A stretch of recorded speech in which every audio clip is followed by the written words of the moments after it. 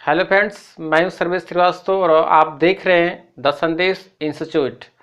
आज हम जो है पढ़ेंगे कंप्यूटर मेमोरी के बारे में। इसके पहले जो है कंप्यूटर मेमोरी का एक वीडियो हमने आप सभी को दिया था, आप लोग उसको देखे होंगे। ये मेमोरी का जो है सेकेंड पार्ट है। इसमें पूरी जो है कंप्यूटर मेमोरी आज पूरी रूप से कंप्लीट हो जाएगी। तो चलिए देखते हैं मेमोरी के बारे में और एक बार फिर हम आपको थोड़ा सा रिवीजन कराएंगे यहाँ पर कि मेमोरी क्या होता है, प्राइमरी मेमोरी क्या है, सेकेंडरी मेमोरी क्या है। क्योंकि इसके पिछले वीडियो में हमने आपको दिया था कि मेमोरी क्या होता है और प्राइमरी मेमोरी क्या है, सेकेंडरी मेमोरी क्या है, ये सब सारी चीज़ें हमने आपको पूरा बता दिया था। बट थोड़ा सा आपको एक बार हाईलाइट आपको दिखा देते हैं ताकि आपको थोड़ा सा आपको माइंड जो है तो अपडेट हो जाएगा। सो आइए देखते हैं। यहाँ पर मेमोरी जो होता है, मेमोरी को हम लोग जो है हिंदी में बोलते हैं स्मृति। ठीक है, मीन्स मेमोरी जो होता है, मेमोरी की हिंदी जो होती है स्मृति होता है। और मेमोरी हम लोग जानते हैं कि मेमोरी का होना जो है बहुत ही ज़रूरी होता है। यानी कि किसी भी पर्सन्स के पास जो है मेमोरी का होना जरूरी होता है, किसी कंप्यूटर के पास भी मेमोरी का होना जरूरी होता है। यानी कि हम लोग यहाँ पर बोल रहे हैं, पढ़ा रहे हैं, समझा रहे हैं या आप पढ़ रहे हैं जो है, तो क्या है मेमोरी के थ्रू ही हम लोग पढ़ रहे हैं ना या पढ़ा रहे हैं आपका, तो मेमोरी क्या है, एक इम्पोर्टेंट है। ठीक है, तो उसी प्रकार से कंप्यूटर के लिए भी क्या है, एक कंप्यूटर पूर्ण रूप से एक उसका भी एक इम्पोर्टेंट है मेमोरी का। तो मेमोरी का होना जो है बहुत ही जरूरी है। यदि कंप्यूटर की मेमोरी जो है कुछ समय के लिए ब्रेक कर दिया जाएगा तो वो क्या करेगा, वो कुछ भी वर्क नहीं करेगा आपका। ठीक है, सो मेमोरी क्या होगा, बहुत ही इंपॉर्टेंट होगा किसी भी वर्क को करने के लिए आपका। ठीक है, अब हम चलते हैं, देखेंगे कंप्यूटर की जो मेमोरी होती है टू टाइप से डिवाइड किया गया है। ध्यान देंगे, मेमोरी क्या है, टू टाइप से डिवाइड किया गया है। पहला मेमोरी होगा प्राइमरी मेमोरी, इसके बाद जो है सेकेंडरी मेमोरी है। कभी जो है भूलना नहीं है आपको, मेमोरी कितने टाइप्स के होंगे, टू टाइप्स के होंगे। ठीक है, पहला मेमोरी क्या होगा, प्राइमरी मेमोरी होगा और दूसरा मेमोरी क्या होगा, सेकेंडरी मेमोरी होगा। ठीक है, इसके बाद जो प्राइमरी मेमोरी के बारे में जो है हमने एक्सप्लेन किया था, बट थोड़ा सा इसको हम हाईलाइट कर देते हैं यहाँ पर, थोड़ा सा अपडेट कर देते हैं आपको कि प्राइमरी मेमोरी जो होता है, प्राइमरी मेमोरी हम लोग उसको बोलते हैं जब हम लोग कंप्यूटर को जब स्टार्ट करते हैं, तो जब कंप्यूटर जब हमारा जब बूटिंग करता है, तो बूटिंग करते समय जो उसका जो प्रोसेस होता है, वो प्रोसेस क्या होगा, प्राइमरी मेमोरी का वो हेल्प लेता है। यानी कि प्राइमरी मेमोरी के हेल्प से ही क्या करता है, कंप्यूटर हमारा बूटिंग करता है, प्रोसेस करता है। तो प्राइमरी मेमोरी जो होता है, प्राइमरी मेमोरी को हम लोग क्या बोल सकते हैं, मेन मेमोरी बोलते हैं। ठीक है, प्राइमरी मेमोरी को जो है हम लोग बोल सकते हैं मेन मेमोरी। ठीक है, प्राइमरी मेमोरी क्या है, मेन मेमोरी है। मेन मेमोरी क्यों है, क्योंकि वो क्या है, जब हम कंप्यूटर को स्टार्ट करते हैं तो जब स्टार्ट होने में जो प्रोसेस जो होता है, जो उसकी बूटिंग प्रक्रिया जो होती है, वो किसके हेल्प से होती है, प्राइमरी मेमोरी के हेल्प से होती है, अर्थात मेन मेमोरी के हेल्प से होती है। ठीक है, इतना सारी चीजें हमने आपको पूरा समझा दिया था।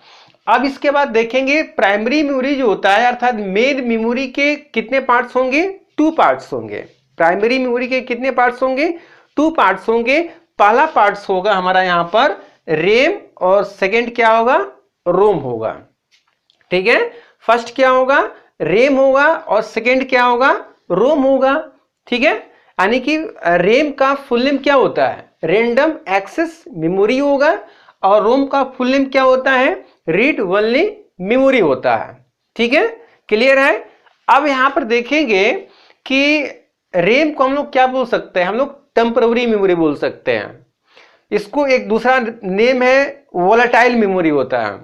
ठीक है, यानी कि रैम मेमोरी को हम लोग क्या बोल सकते हैं, टेम्पररी मेमोरी बोल सकते हैं या तो वोलेटाइल मेमोरी बोलेंगे। टेम्पररी इसलिए हम लोग बोलते हैं क्योंकि जब हम कंप्यूटर में क्या होता है, यानी कि कोई भी एनिमल हम लोग कंप्यूटर यूज करते हैं, उस कंप्यूटर में क्या होता है कि रैम लगा होता है। और रैम का जो वर्क होता है, रैम का वर्क यही होता है कि जब हम कंप्यूटर में फर्स्ट टाइम कोई भी वर्क करते हैं, ठीक है, जब वर्क करते हैं तो वर्क करने के ड्यूरिंग पीरियड में जो है ये रैम उसको हेल्प करता है। ठीक है, यानी कि यदि हम कोई भी हम एप्लीकेशन हमने प्रोग्राम स्टार्ट किया और उसमें हमने क्या किया, हमने कोई भी हम टेक्स्ट ओवर टाइप कर रहे हैं या एनीवन कोई भी हम वर्क कर रहे हैं उसमें आपका जो है, तो जो उसका जो प्रोसेस प्रक्रिया होता है, यानी कि जो उसका हेल्प करता है, कौन हेल्प करेगा? रेम मेमोरी करता है, जिसको हम लोग क्या बोलेंगे? टेम्पररी मेमोरी बोलेंगे। यह क्या होता है? इसकी मेमोरी जो होती है कैपेसिटी के आधार पर जो है इसको हम क्या करेंगे? इसको हम चेंज कर सकते हैं। किसी सिस्टम में जो 1 GB लगाते हैं, 2 GB लगाते हैं, है ना?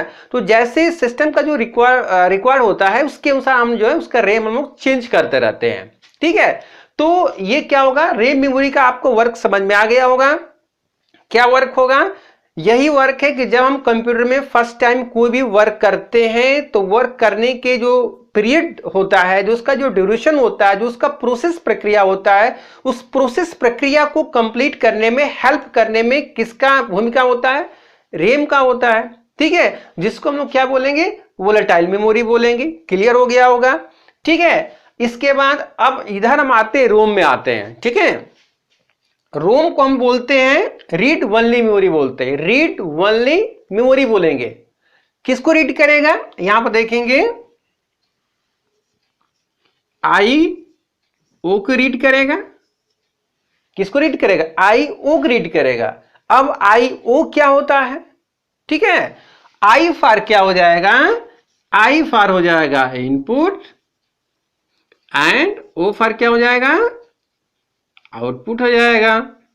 ठीक है, यानी कि रोम का जो वर्क होता है वो इनपुट को रीड करता है, और इनपुट को रीड करने के बाद जब आपको रिजल्ट जब देता है उसको भी क्या करेगा? उसको भी रीड करेगा। जैसे एक एग्जांपल हम आपको लेते हैं, यहां पर एक एग्जांपल हमने लिया कि 10 + 20 क्या होगा। एक सिंपल सा हम एग्जांपल आपके लिए हम दे रहे हैं यहां पर रोम को क्लियर करने के लिए। ठीक है, हमने क्या कर दिया कि 10 + 20 हमने इनपुट कर दिया। ये इनपुट क्या होगा? हमने उसको कमांड दे दिया, कंप्यूटर को हमने इंस्ट्रक्शन दे दिया, तो ये क्या होगा? इनपुट होगा। तो इस इनपुट को यानी कि 10 + 20 को क्या करेगा? ये रीड करेगा, उसको पढ़ेगा, समझेगा, तभी तो आंसर देगा।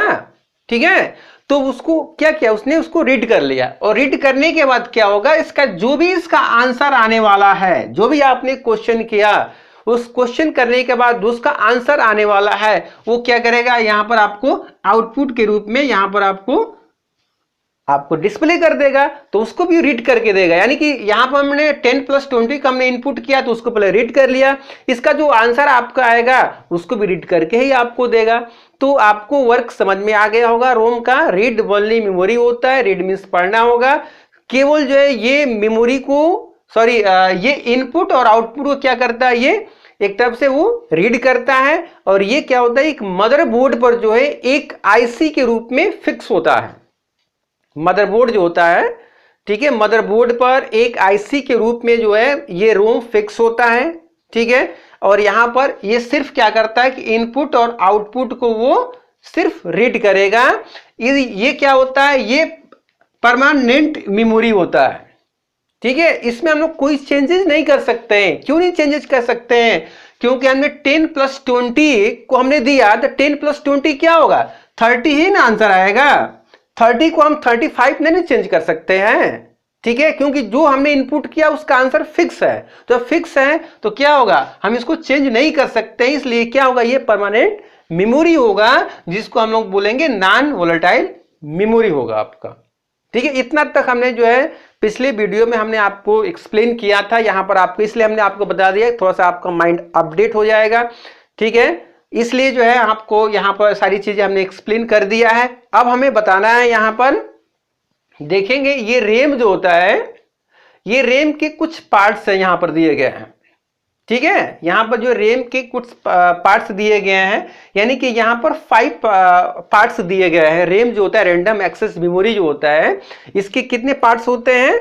इसके जो है 5 पार्ट्स यहां पर दिया गया है। ये क्या होता है? ये एक जनरेशन है। ये जो है ये जनरेशन है।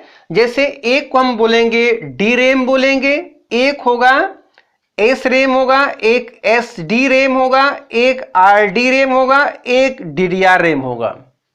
ये रेम कितने टाइप्स के होंगे? 5 टाइप्स के होंगे।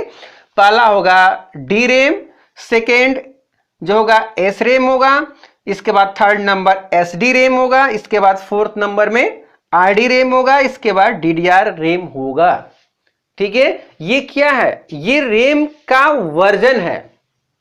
ठीक है, यानी कि ये वर्जन है। वर्जन का मतलब होता है कि जो हम लोग मदरबोर्ड यूज करते हैं, तो मदरबोर्ड जो होता है कई कंपनी के आते हैं, उसमें अलग अलग उसके अलग अलग फीचर्स होते हैं, अलग अलग क्वालिटी होती है।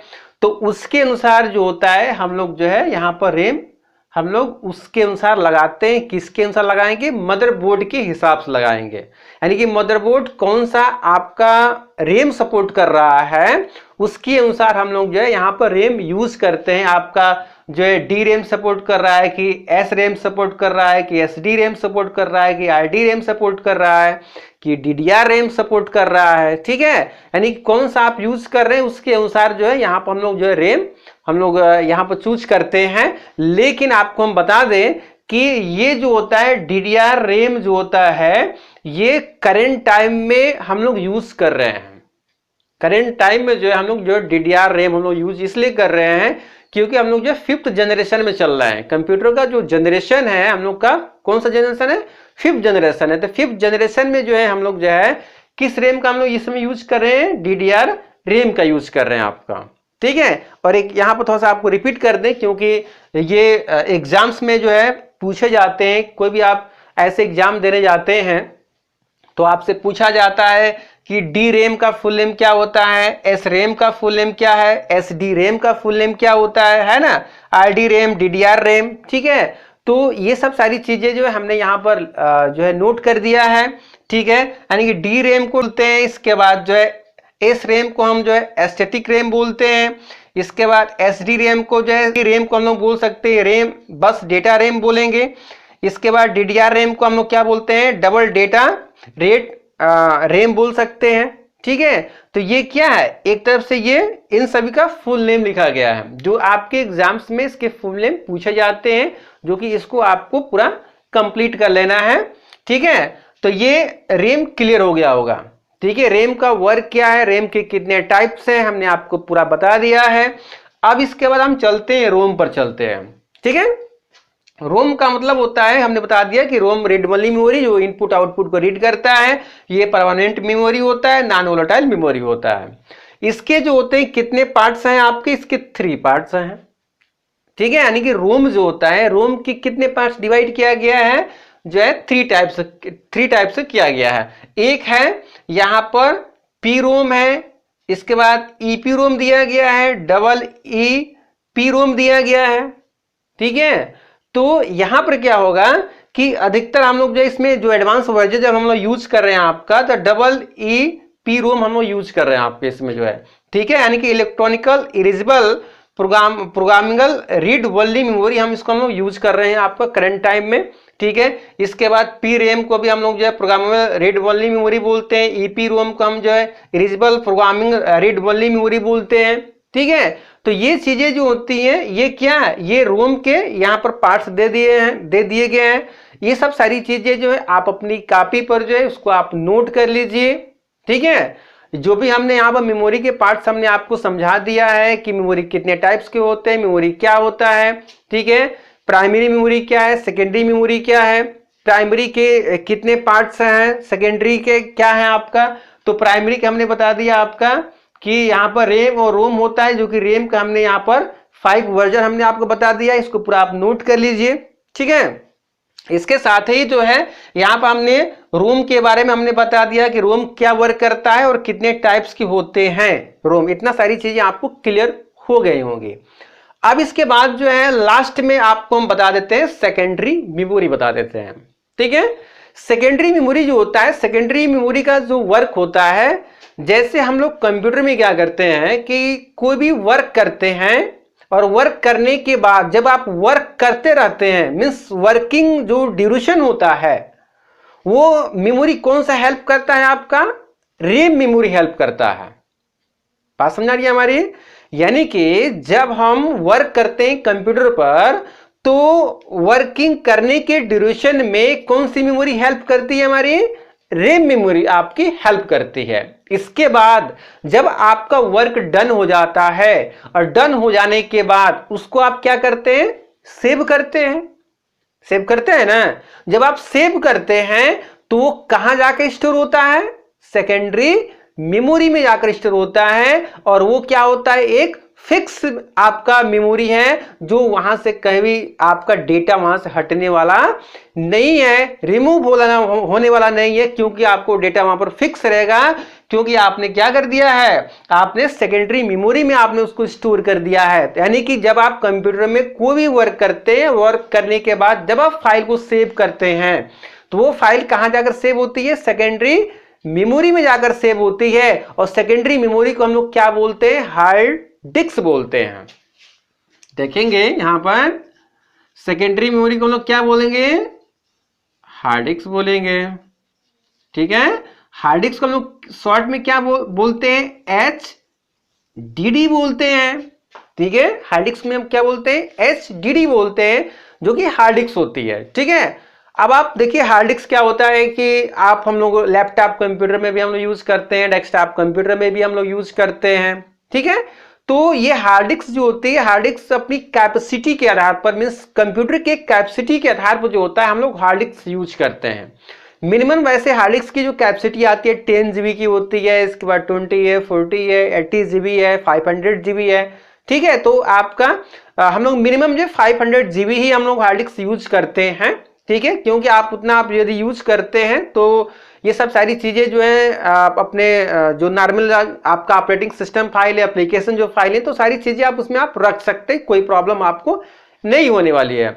और 500 GB से भी आप यूज करना चाहते हैं तो आप वो तो इंटरनल हो जाता है, तो आप एक्सटर्नल भी आप हार्ड डिस्क यूज कर सकते हैं आपका जो है। ठीक है, तो आपको समझ में आ गया होगा कि सेकेंडरी मेमोरी क्या है। सेकेंडरी मेमोरी एक स्टोरेज डिवाइस होता है, जहां से हम लोग किसी भी अदरवाइज को भी हम लोग फाइल को सेव करते हैं, वो कहां जाकर स्टोर होता है?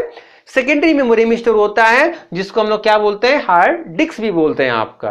ठीक है, तो ये रहा आपका हार्ड डिस्क। अब इसके बाद जो स्टोरेज जो कैपेसिटी होती है, वो CD भी हो सकती है, DVD भी होता है। DVD कैसेट आप लोगों ने देखा होगा, CD भी कैसेट आप लोगों ने देखा होगा। ठीक है, तो CD कैसेट क्या है? CD कैसेट में हम लोग कोई फाइल नहीं रख सकते, क्योंकि ये सिस्टम को सपोर्ट नहीं करता है आपका। DVD में हम कोई डायरेक्ट कोई हम डेटा उसमें नहीं रख सकते, लेकिन उसमें जो भी डेटा ऑलरेडी अवेलेबल है, या कोई मूवी की CD है, या किसी पिक्चर्स की आपकी है, तो ये सब सारी चीजें जो भी हैं, तो वो उसमें स्टोरेज रहता है आपका जो है। ठीक है, तो वो भी एक तरफ से क्या है? वो भी एक सेकेंडरी मेमोरी है। ठीक है, पहले जो है एक फ्लॉपी डिस्क यूज हुआ करता था, पहले जो है फ्लॉपी डिस्क यूज हुआ करता था, जिसकी कैपेसिटी जो है पहले 1.44 MB और एक आपका 1.22 MB हुआ करता था। आपका एक फ्लॉपी डिस्क था, आपका एक की कैपेसिटी क्या था? 1.44 MB था, और एक का क्या था? 1.22 MB था, जो कि ये करेंट टाइम में यह सिस्टम के लिए ये क्या है? सपोर्टेड नहीं है आपका, क्योंकि आप इसमें आप समझ सकते हैं कि 1.22 MB में, वो भी MB है, GB नहीं है, 1.22 MB में कौन सी ऐसी फाइल आप रखेंगे कि वो सिस्टम में आप उसको यूज कर पाएंगे आपका। तो फ्लॉपी डिस्क जो होता है, फ्लॉपी डिस्क इस समय करेंट टाइम में जो है हम लोग यूज नहीं करते हैं, और मार्केट में भी यदि आप खोजेंगे, उसको फाइंड करेंगे, तो फ्लॉपी डिस्क नहीं मिलने वाला है, क्योंकि इसका कोई यूज इस समय नहीं है। लेकिन आप समझने के लिए आप एग्जाम्पल के तौर पर जो उसका आप ले सकते हैं कि सेकेंडरी मेमोरी क्या है। ये क्या होगा? सेकेंडरी मेमोरी एक फ्लॉपी डिस्क को हम लोग एग्जाम्पल दे सकते हैं, एंड हार्ड डिस्क को हम लोग बोल सकते हैं, CD को हम लोग बोल सकते हैं, DVD कैसेट को हम लोग बोल सकते हैं। तो क्या होगा? ये सब सारी चीजें ये सेकेंडरी मेमोरी के थ्रू होता है। तो ये आपका पूरा मेमोरी आज हमने कंप्लीट कर दिया है, और आप सभी लोगों को ये मेमोरी पूरा डिक्लेयर हो गया होगा कि मेमोरी के पार्ट्स क्या होते हैं, मेमोरी कैसे वर्क करता है, कंप्यूटर में कैसे इसको हम लोग यूज करते हैं। ये सब सारी चीजें आप लोग पूरा क्लियर आप सभी का हो गया होगा। अब इसके बाद जो है हम नेक्स्ट वीडियो में आपको मिलते हैं एक नेक्स्ट टॉपिक के साथ। तब तक के लिए जय हिंद, जय भारत।